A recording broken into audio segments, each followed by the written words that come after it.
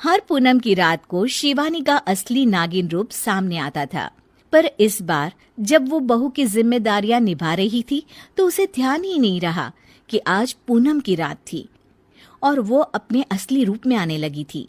शिवानी को डर लग रहा होता है कि कहीं उसका ये राज सबके सामने ना आ जाए।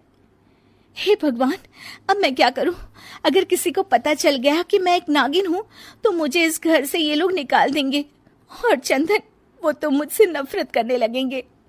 तभी रमा रसोई में आ जाती है और शिवानी अपनी सास को आता हुआ देख घूंघट कर लेती है। बहू, तू यहाँ क्या कर रही है इतनी देर से? तभी रमा देखती है कि शिवानी ने घूंघट किया होता है। अरे बहू, ये तूने अचानक से घूंघट क्यों कर लिया? कुछ नहीं सासू माँ, वो मेरी ना सहेली का फोन आया था अभी। हाँ तो उसने कहा कि आज पूनम की रात है और आज की रात बड़ी ही खास है, तो अगर आप कोई मन्नत मांगो तो पूरी हो जाती है, लेकिन इस मन्नत को मांगने के बाद आपको अपना चेहरा किसी को नहीं दिखाना होता, इसलिए मैंने ये घूंघट किया है। अरे पर तूने तो मुझे इस बारे में कुछ नहीं बताया। हाँ मम्मी जी, मुझे माफ कर दीजिए, वो घर में सब मेहमान आने वाले थे तो मेरे दिमाग से ही ये बात निकल गई। शिवानी ऐसा कहकर अपने काम में लग जाती है। रमा मन में सोचती है, बड़ी ही अजीब सी बात है ये, ऐसी ऊट पटांग मन्नत कौन मांगता है भला? और शिवानी मन में सोचती है, बस कैसे भी करके 12 बजे तक मुझे अपने असली रूप को छुपाना है। अच्छा चलो फिर ऐसे ही चलो, मेरी सहेलियां जा रही हैं, उनसे विदा ले लो। ठीक है मम्मी जी, पर ये घूंघट। हाँ, मैं समझा दूंगी उन्हें कि तुम्हारी ये कुछ अनोखी सी मन्नत है। शिवानी अपनी सास के पीछे चल रही होती है, पर उसका निचला शरीर अब नागिन का रूप ले लेता है। वो मन में सोचती है, हे भगवान, अब मैं क्या करूं? ऐसे तो मैं बाहर नहीं जा सकती, मुझे यहाँ से जाना ही पड़ेगा।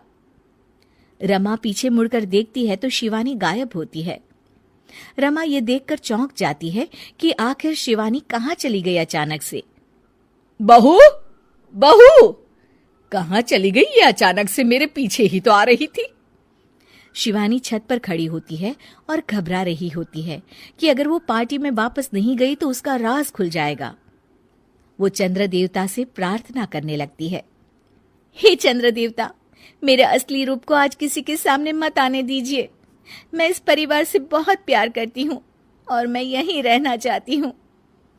चंद्र देवता प्रकट हो जाते हैं।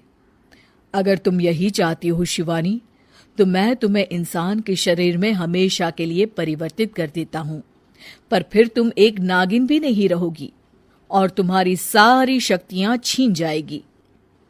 मैं यहाँ इस घर की बहू बनकर ही रहना चाहती हूँ चंद्र देवता, आप मेरे शरीर को इंसानी रूप में परिवर्तित कर दीजिए। चंद्रदेव शिवानी को एक इंसान बना देते हैं और वो अब नागिन नहीं रहती। वो जल्दी से नीचे पार्टी में जाती है। अरे बहू, कहाँ गई थी? क्या हो गया था तुम्हें? मम्मी जी, वो छत पर थी, मौसम खराब हो गया था ना, तो कपड़े बाहर सूख रहे थे, सोचा उतार लाऊं। अरे बहू, यहाँ मेरी सहेलियां तुम्हारा इंतजार कर रही थी और तुम्हें कपड़ों की पड़ी है। मुझे माफ कर दीजिए मम्मी जी। पार्टी खत्म हो जाती है और शिवानी बहुत थक जाती है। शिवानी, घर की सफाई कर देना, बहुत ही गंदा हो गया है पार्टी के बाद। जी मम्मी जी। शिवानी इतनी थकान के बाद भी घर की सफाई में लग जाती है। सच में एक सामान्य बहू बनना भी बड़ी ही मुश्किल का काम है।